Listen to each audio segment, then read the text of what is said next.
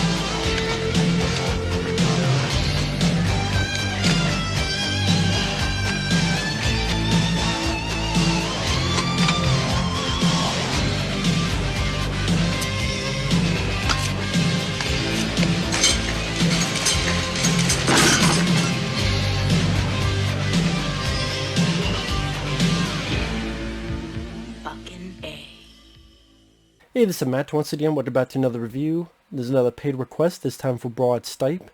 And for those who want to send any requests for any types, any paid requests, feel free to send them either directly to my PayPal or join my Patreon. Both links are down below in the info box. Right there. Now, this is for Armageddon. I will admit, throughout the years, I've said some kind of bad things about Armageddon. Like, I don't know about it's not my favorite Michael Bay film. I do have issues with the film. I will say watch it again. I don't hate it. Watch it again. It's over the top. It's bombastic. It's fun. I like the score by Trevor Rabin, I believe, who worked on the score for Con Air, along with Mark Mancina. He worked on the music for this. I think the score is fairly well done. The music, Aerosmith. I like a lot of their songs, especially You Don't Want to Miss a Thing. It's definitely a Michael Bay film with the push-ins and movements of the camera. It's a very energetic movie. I will admit, if you're asking me which film I would rather watch, this or Deep Impact, I would say this, because this one, I like the characters. They're very colorful in their personality. Bruce Willis, Ben Affleck, Michael Clarke Duncan, may he rest in peace, Billy Bob Thornton, you got Owen Wilson, yes, you got Steve Buscemi, you got Will Patton, you have even Peter Stormare, Judith Hoag, April from the 1990 Ninja Turtles film, she's in this, as Will Patton's wife, or ex-wife I should say, because he goes to see his kid, to say goodbye. I'm like, wait a minute, I recognize that's fucking Judith Hoag. Holy shit. Eddie Griffin has an appearance early on. Even the guy from Hanging with Mr. Cooper, that guy, he's in the film as a cab driver. Eddie Griffin has the dog who's biting the Godzilla doll, because it was in 1998 when Godzilla was coming out, so they had sort of a dig at each other. Granted, I like Godzilla more than this film. I'll say that. 'Tis okay with Armageddon. Like I said, Bruce Willis is not sleepwalking. He's a little like a fucking zombie. He's lively. He's fun. The Tacitus, the blue-collar characters. Ben Affleck, I've always liked Ben Affleck. He's having fun with the role. You got Keith David from They Live and John Carpenter's The Thing. It's in the hands of a bunch of guys I wouldn't trust with a potato gun. That's what Keith David says. When the terrorists make demands that none of them want to pay taxes again, ever. When they're training, and either they're training in flight simulator, or even not in real planes, I'm gonna twist you, I'm gonna flip you, and they're screaming, ah, or they're doing the psychology test, and Will Patton's like, I can't handle this room, man. Yeah, I can't handle go up, I just can't handle this room. Or the big guy thinks he's at a baseball game. Like, there's personality to the characters. They're having fun with the role. And it's a very dumb idea. Ben Affleck said it best. Why is it easier to train oil drillers to become astronauts than it is to train astronauts to become oil drillers? But then Michael Bay told me to shut the fuck up, and that was the end of that talk.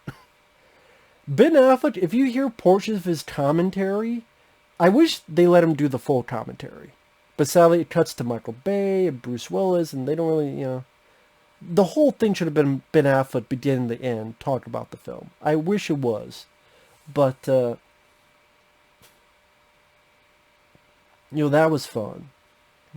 You can find portions of that on YouTube.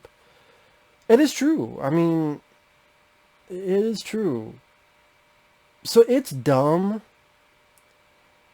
But I'm okay. I'm enjoying the film. It's very over the top in its Bayism.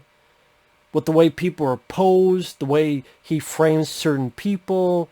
It gets so over the top it becomes almost parody. Where they're looking up and, people looking up and, little kids having their, in slow motion, look up to the sky. They got a radio in their hand.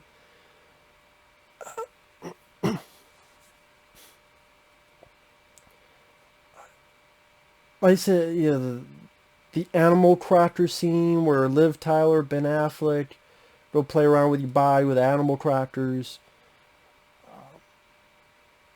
But at the same time, I'm going to tell you, I like the actors. I like the personality the actors are bringing. They're not sleepwalking. They're not boring. They're lively. They're definitely blue collar. And it's a mix of colors and camera movements. It's definitely not boring. Really, it's when they go into space that I have the problem with. People are like, really? Because when they go into space, that's when I lose interest. Because it gets so chaotic. I can't tell what the fuck is going on. I know I got glasses. I know my eyes twitching. But Bruce Willis and Ben Affleck and their teams are on different ships. There are times where they're going through the asteroid and the meteorites. I can't tell if we're on this ship or on this ship. The camera's shaking. It's fucking edited every millisecond. All this stuff's going on. I can't tell what's going on. Is this guy going back? This guy going forward? Are we on this ship? No, are we on this ship? And the way when they land on the asteroid, the way the set is, and the way it's, again, edited, like when Ben Affleck, Michael Clarke Duncan, and Pierce Stormare, they gotta do this big jump. And like Pierce Stormare's here, then he's over here, then he's outside, then he's doing this, then they're going through this, then they're going through... I'm like, I can't tell what the fuck is going on. I literally can't tell what the fuck is happening. You have everybody in the same type of suit. There are times I don't know who the fuck is who. They're running away and all the shit's blasting everywhere. When I can't tell what the fuck is happening, just the way it's lit, because you can't light it too much because it's on a fucking asteroid. Can't be lit like this room.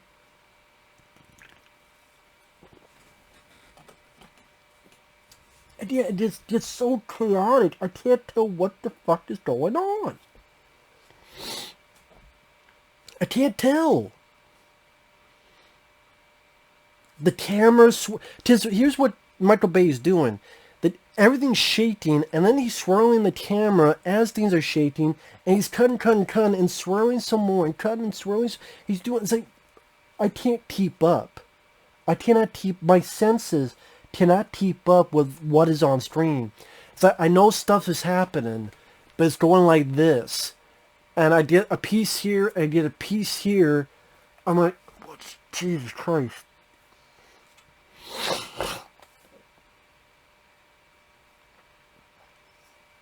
I wouldn't say I got a headache. I didn't get a headache. But I was just... It's too fucking chaotic for me. I'm sorry, it's too chaotic.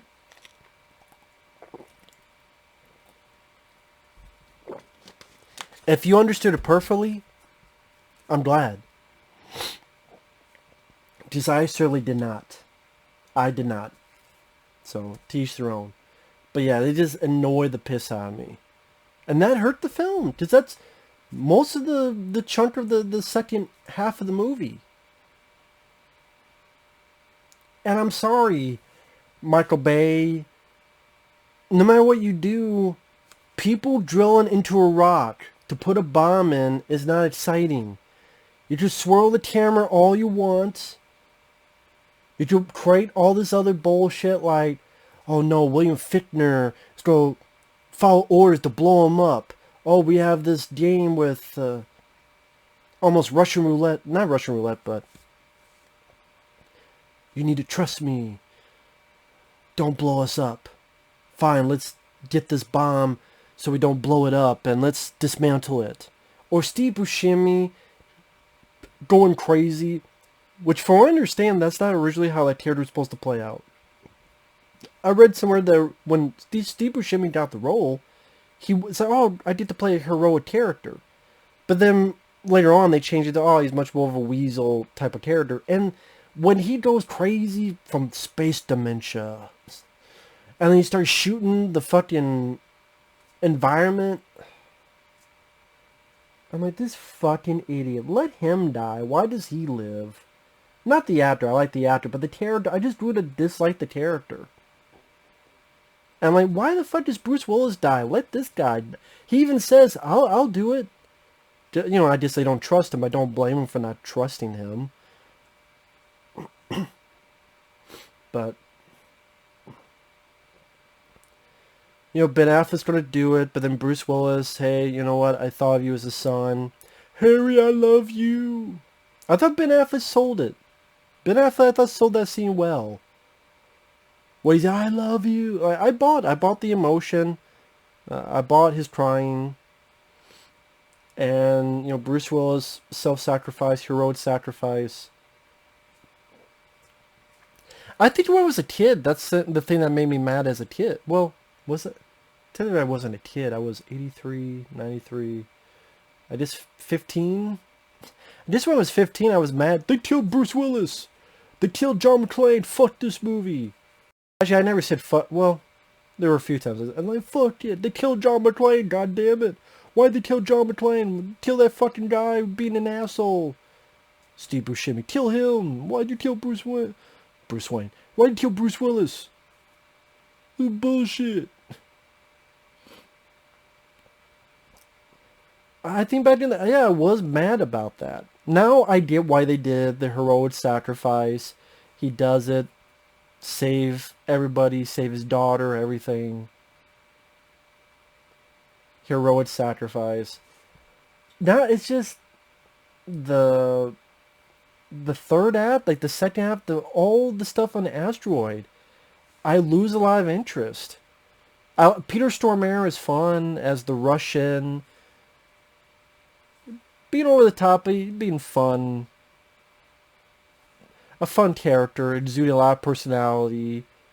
When he's talking to the Americans and don't touch anything. You know, just the way he was entertaining, Peter Stormare. And you know, those moments with him and Ben Affleck when they're talking back and forth. And Ben Affleck's like, listen, I touched that. I don't know what that does. And they're, you know, when they're trying to, them and Michael Clarke Duncan is trying to get to the other folks. But again, it's like either subplots, like the whole bomb thing and Steve Buscemi going crazy, I didn't give a shit about, or them drilling. It's not that exciting because it's just, you're drilling. You're drilling. And yeah, Ben Affleck has a point. Couldn't you train astronauts to become oil drillers?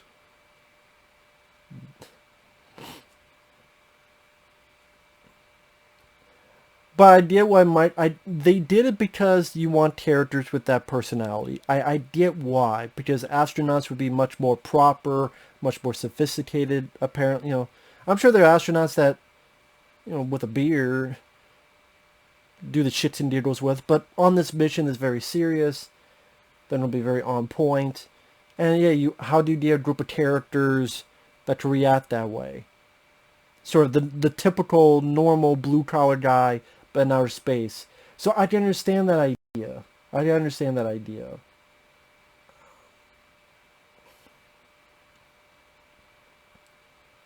I mean, part of me, if he took the same group of people, like if this was a total sci-fi film, right?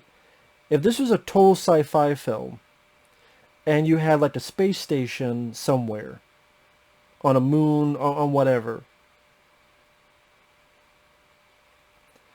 and then somehow all the more experienced astronauts get killed, and the blue-collar guys are left, who drill and are mechanics, and they're the ones that have to save the day. You still get that fun repertoire, but then, you know, maybe even for sci-fi, a plot that would make more sense than this. But I mean, there are films I enjoy that make no sense either, so...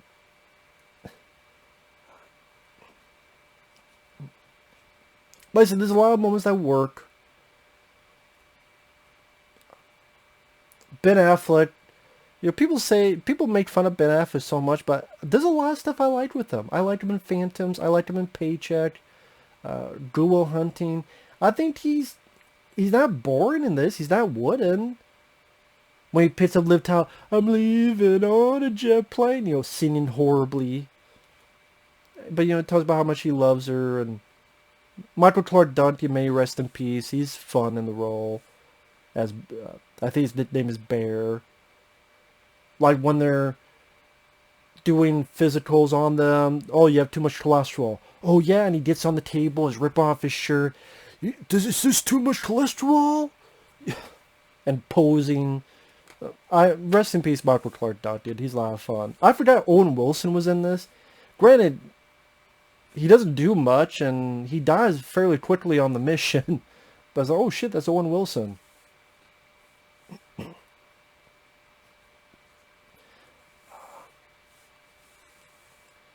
Yeah, the actors, the musical score, the special effects for the time in 1998, pretty damn good for the time. And it's 1998. Yeah, I don't really have much issues with the visual look of it. Aerosmith songs. I like I Don't Want to Miss a Thing. Some people don't like that song, or they've gotten bored, tired of that song. I still like that song. I don't want to miss a thing. I just still enjoy it to this day. It's just the overload of Bayism, a lot of the direction, with the camera movements, even before the third act, the second half of the film, I should say, but just the way, just ease down a little bit. Like, take half the shots and just film it. It's like, guys, gotta be... And you know what? That works in Bad Boys 2. When he did it in Bad Boys 2, that was fine. In that world that was telling of drugs and cops versus cops versus drug dealers, and I actually understood what was going on. I think the action scenes were better filmed in that. They were more comprehensible in that.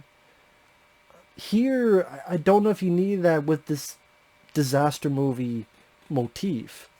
You could do some of it, but way too much Bayism, and then again, going to space and on the asteroid, just so chaotic.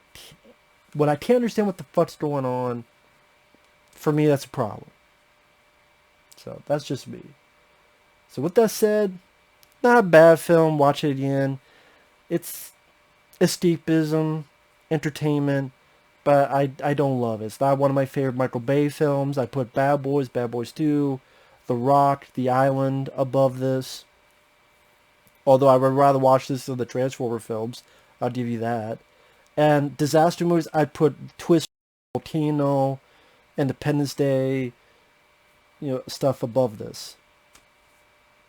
That's just me. So what that's... But I would rather watch this again than Deep Impact. And I didn't hate Deep Impact, but this is at least... The characters were more fun to watch here. So with that said, thanks for watching. We'll see you guys later. Bye-bye.